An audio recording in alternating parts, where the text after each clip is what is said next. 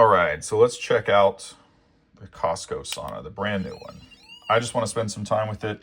No fancy cameras, no filming with Aaron, no editing, no review videos, just me kind of checking it out, seeing what's different over, the last couple of years. I shouldn't say couple, I think it's been like 5 or 6 years.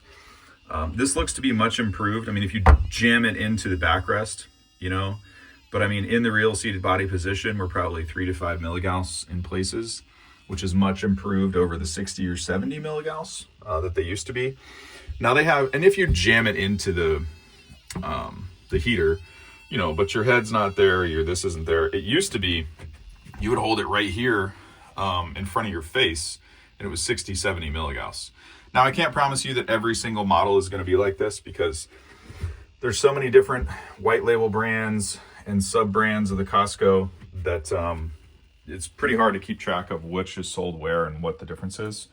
What I wanted to see too for myself is that every single person's meter in the Facebook group has been read when they test these things. Doesn't matter which model it is. Pretty sure I knew what it was going to be, but basically the electric fields are off the charts in this thing. The magnetic field has been drastically improved. The magnetic field or the electric fields haven't been touched. So it's kind of interesting that there's 200 to 300 volts per meter of electric fields just stepping in the door, not even sitting in it. And then 1,000 or so are basically off the meter right at the heater guard. Now this will dissipate, but you're going to get high body voltage readings in here if you checked it. Not going to kill you. Pretty much in line with what I expected to see based on looking at other people's videos. I kind of, even though they don't know what's going on in their video, I can kind of tell after looking at these things so many hundred times. Not going to kill you, but at the same time, I don't understand why people are trying to spend more money to get a low EMF model when they should just get the most affordable thing that they can get anyway, because you're not actually getting low EMF sauna either way. So, I mean, we've kind of been preaching this since the beginning of time. Everything else looks pretty good. I mean, you have cheap finishes, cheap electronics. There's definitely some stuff about this thing that, don't expect it to be the Ferrari or the Lexus, that's for sure. But it does work. I did get a session in to test it out twice for me. And the feet were a little cold, but I talked about that in the FLIR video. There's not a lot of heater coverage. I like the models that don't have the glass on the sides and then have the floor heater in this, or just a different brand.